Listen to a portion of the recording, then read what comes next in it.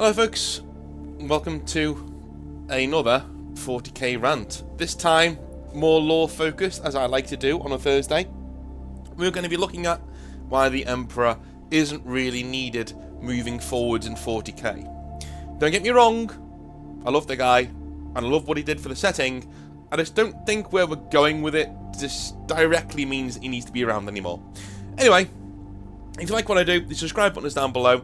I'm sure you're all going to disagree with this video, or some of you are going to agree.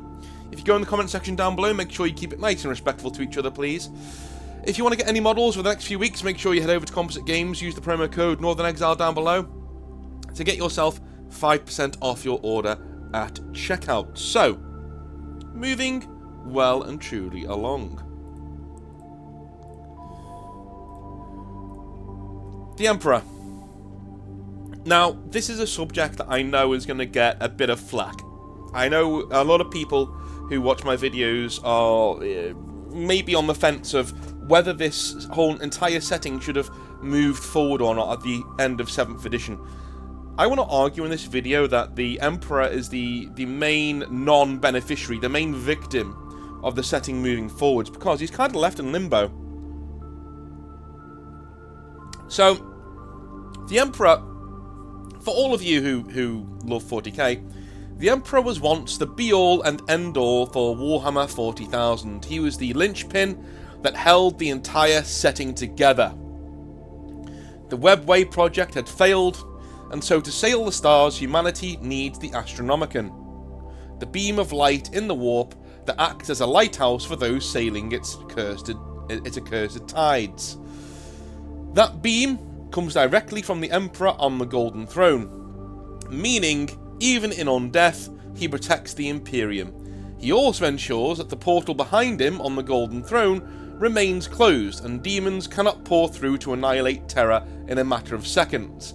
This is a beautiful way to establish a status quo that means the setting regresses and doesn't really move forwards, but it does so in an artistic way that makes sense. And that is all well and good, but the setting did move forward, and that's where things fall apart. You all know how you feel about the Emperor, and about how he basically maintains the setting as it is. Yeah? We all know that. Especially like when we're like 12, 13, 14, we're in Games Workshop and we're listening to these tales of daring do in the 41st millennium, and it's all underpinned by this one corpse Emperor suffering on a golden throne. If you don't believe me on how popular he is, and his entire story is, and how people want to see how it goes from there, just look at Alpha Boost's Emperor has a text-to-speech device on YouTube, and how even before the end of 7th edition, even before Games Workshop decided to nuke the entire setting and move it forwards, even before we had our own version of the End Times, there was a huge upswell in love and support for that series. So much so that it created a whole load of stress for Alpha Booster himself, who was under an insane amount of pressure to get it done.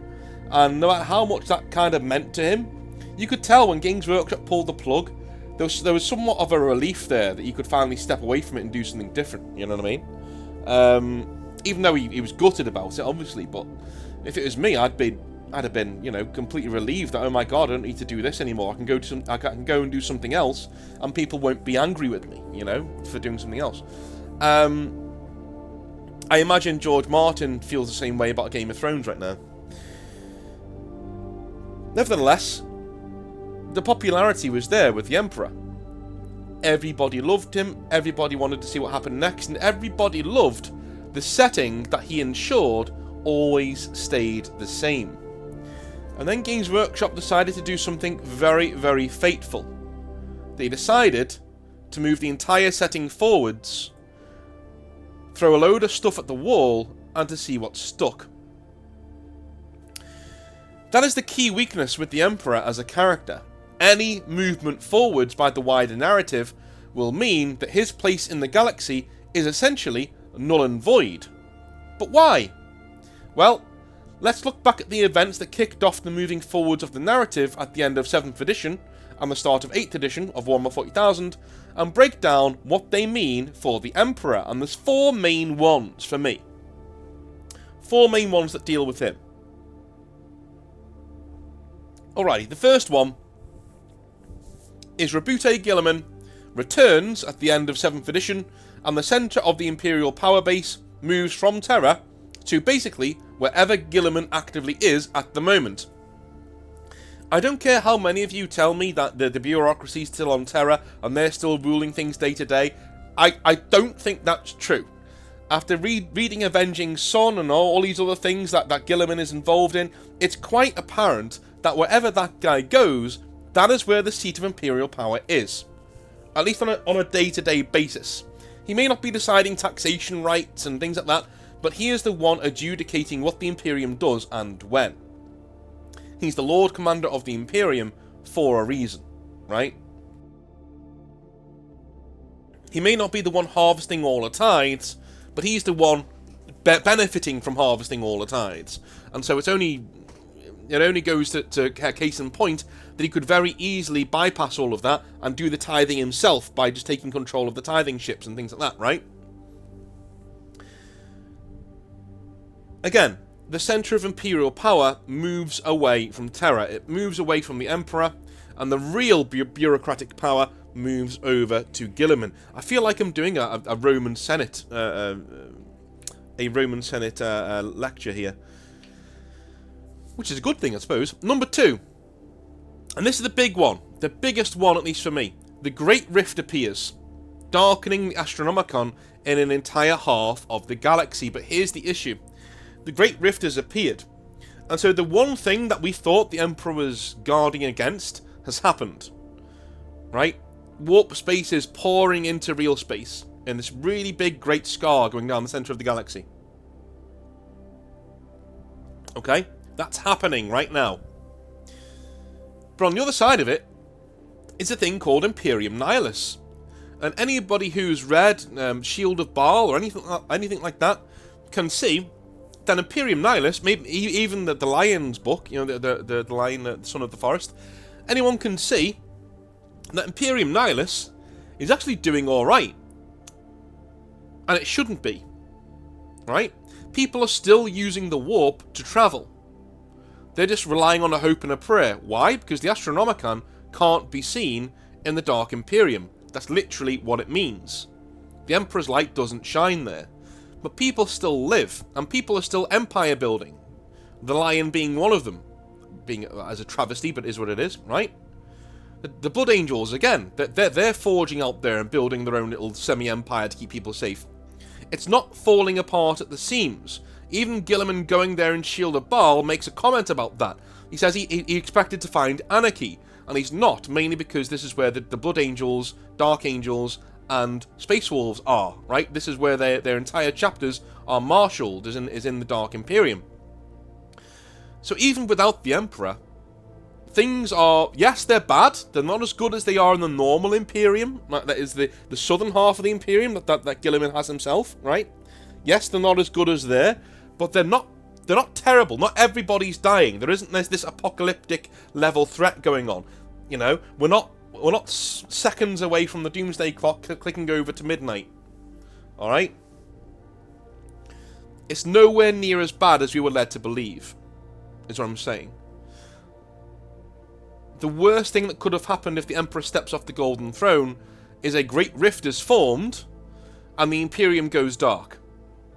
But what we've just seen with Imperium Nihilus is that half the Imperium has gone dark and it's still there, still fighting and still doing quite well. And people can still travel through the warp. So what's the Emperor for then? Number 3. Chaos and demons are everywhere. Again, we know if the Emperor is not on the Golden Throne, chaos and demons will spawn everywhere at once. Well, that's already happening. The Great Rift is there, and chaos and demons are pouring out of it at any time, all over the place. The Imperium is holding, though, on both sides of the Great Rift. The Imperium is holding and not really being pushed. Okay? No matter how much the narrative wants to tell you that it's an age of darkness and the Imperium is losing on every turn. The stats don't back that up. Again, this is Games Workshop telling you something without showing you it. We're not being shown that the Imperium is losing, because it wins all the time in the lore. No, we're being shown that we're being told, sorry, that it's losing when we're shown that it's winning at all times. So that's the one I take. I take what you show me, Games Workshop, and you only seem to show me times when the Imperium wins. So the Imperium's winning all across the galaxy, north and south of the Great Rift. Everything's going to shit. Everything's terrible. Yes. You know, chaos and demons are pouring out everywhere. Yes. But the Imperium is holding. We still have places like Gudrun and Salist and Elysium and all these other really lovely planets that resemble an Earth in an ideal, you know, Elysium-like future. Okay? They're still there. There's still thousands of worlds across the Imperium that you'd actually really like to live on. Even in the Imperium Nihilus, you can even live on places there. There's places there that you'd love to live at, even in this setting. So things aren't falling apart. Number 4, Terra becomes a backwater of religious thought as Guilliman steadily steers it, or at least begins to steer it, towards advancement once more. Again, that's another effect of Guilliman being here. The Primaris Marines were a huge sign of where we were going, is that Guilliman is slowly steering the Imperium at large back towards the secular Imperium that his father always envisaged. Now, the problem is that we don't know whether the Emperor is actually the same guy as what he was when he went on the Golden Throne, and that's the thing that I play with when I write for the Emperor in my own Exile verse, right? Go and watch that video if you haven't. I think it's quite interesting to see people's reaction to it. But essentially, what I did was that I said, okay, if the Emperor isn't needed anymore, because everything that could have come to pass if he's not on the Golden Throne has come to pass. So why is he even on the Golden Throne anymore? Let's just kill him off, rebirth him somewhere else, in a much weaker form, so he's like a really powerful Primarch at the stage, and he now is more godlike. He believes he's the avatar of a god. He's not the Emperor that went on the Golden Throne. He's been changed because his soul's been in the warp for all of this time, absorbing all of this energy and adulation and worship from everybody, and so naturally he changes, and the Emperor's still in there, but he's now sure that he's a god and the avatar of a god, the God Emperor of mankind, right? That would be really interesting. Now that would be a story that I want to hear, because what would Guilliman do with that, right? But instead, we've got the Emperor still on the Golden Throne, and Terra is slowly becoming a backwater, as Guilliman siphons off more and more and more of the Imperial bureaucracy away from Terra and onto his own ships, and dare I say, Macragge. I don't trust Guilliman, if you've not already heard it in my voice. I think he is an empire builder, and I think he is, slowly but surely, starting to build another Imperium Secundus away from Terra. He doesn't see as much, and he says it himself, he doesn't see as much of importance in Terra. He's kind of like confused. You know, the Horus Heresy was 10,000 years ago. He doesn't see why everybody even thinks Terra's a big deal. Yes, we were born there, but hey, you know, you need to look at where your house is now, rather than where it was. He goes to Terra to talk to the Emperor, and those are his thoughts. And he thinks, well, why do people even like this place? It's a backwater. There's nothing here, apart from religious nutjobs and a load of scribes. Right? What do we need all this scripture for? We don't need all the Imperium's records. We don't need all that. So he starts to siphon things away, slowly but surely. He deals with the High Lords of Terra, who try to take power back from him, and he thwarts them. Which basically means Guilliman is now the Emperor. Essentially, in an all but name, he's now the Emperor. The Imperial power machine goes wherever he goes. It's kind of like, one thing I do love about 40k is how it unwittingly, and I do believe it is unwittingly, I don't think they mean to do it, but it unwittingly really, really, really does cool things with history. Because you start to see a parallel between, as I said before, remember when I said before, it's like I'm giving you a lecture on how the Roman Senate died, because the Imperial Roman Empire was born, and so the Senate became more symbolic rather than being an actual powerhouse within the Empire. Well, this is very much the same. Very much the same.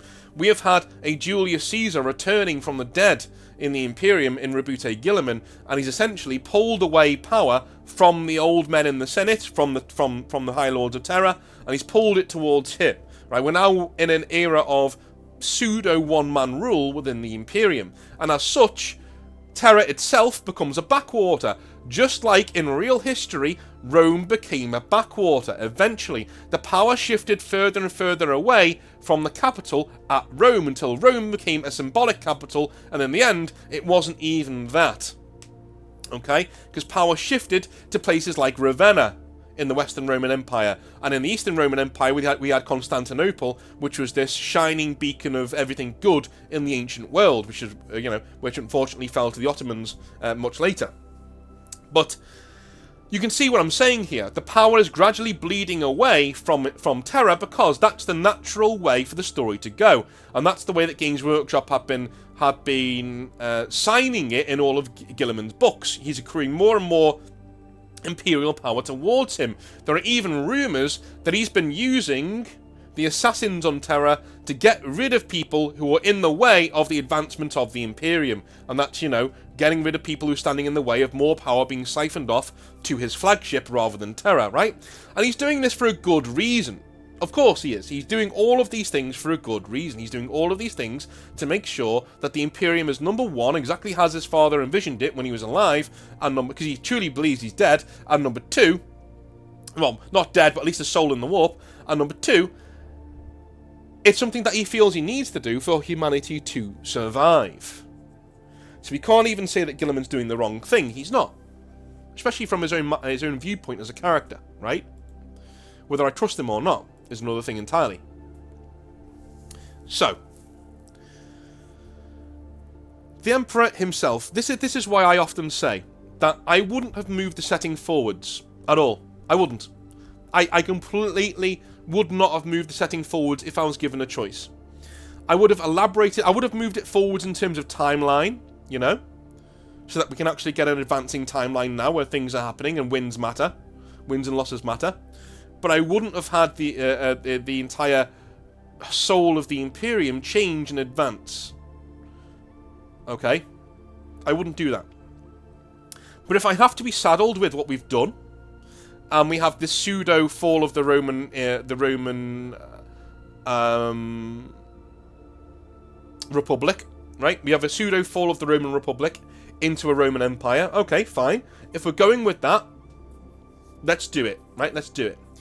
But let's bring the Emperor back. That's what I've seen. That's what I've done in my own work. If I brought the Emperor back, and we've had this pseudo civil war between the old guard in the Emperor and the new guard in Guilliman.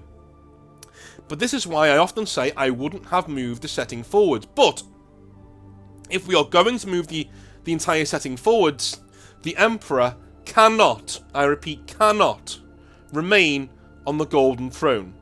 His place there is utterly redundant now for the sake of giving Abaddon a win finally in the Great Rift and Guilliman something to beat up.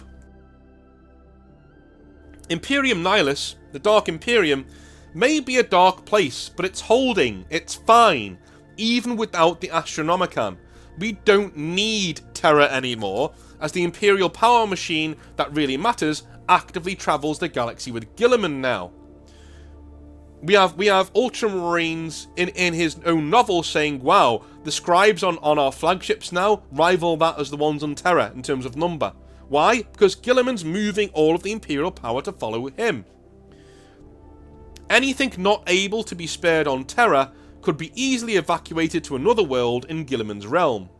So what is Terra actually for? Alright? What is it actually for? If you're moving things forwards, and we are here now, we're moving things forwards, the Emperor can't remain on the Golden Throne. We now have a massive plot hole sitting at the centre of Warhammer 40,000, I'm afraid. It just is what it is. And that massive plot hole is called the Emperor. Why is he still on the Golden Throne? Why is he even needed? None of that is explained. We have the means of getting him off the Golden Throne right there with the Grey Knights, the Terminus Decree. They could literally go in there, use that, and get rid of him, and make him be reborn somewhere else. somewhere that they control, somewhere where they can bring him back nice and safe, right? That's exactly what I did in my own setting, in my own Exile verse, right? We brought the Emperor back. The Emperor was a very powerful. He's probably the most powerful Primarch, right? But we're basically, he was the same power level as Horus when he was bulked up by the Chaos Gods. This is a guy who could beat anybody at any time, right? Superior intellect, everything. The Emperor's back, baby. But he's not a god. And he's nowhere near the power of what he was when he was actually the Emperor in the Horus Heresy. Okay? He looks at himself now as the Avatar. The Avatar of the Emperor. So he thinks the Emperor is a god in the warp, and he's his main avatar, his representative in the physical universe. Which could happen. That could be a thing that we do. The Emperor awakens as a god in the warp, and has his avatar walking around the world. And his avatar can be killed, you know, he's just a Primarch at the end of the day. He's just a normal guy, but he can be killed. Having that, and seeing how Guilliman reacts to that, seeing the civil war between them, breaking the Imperium into three. So we have the Dark Imperium, we have Guilliman's Imperium, and we have the Emperor's Imperium centered on Terra. What would that do? It would make Terra a temple planet.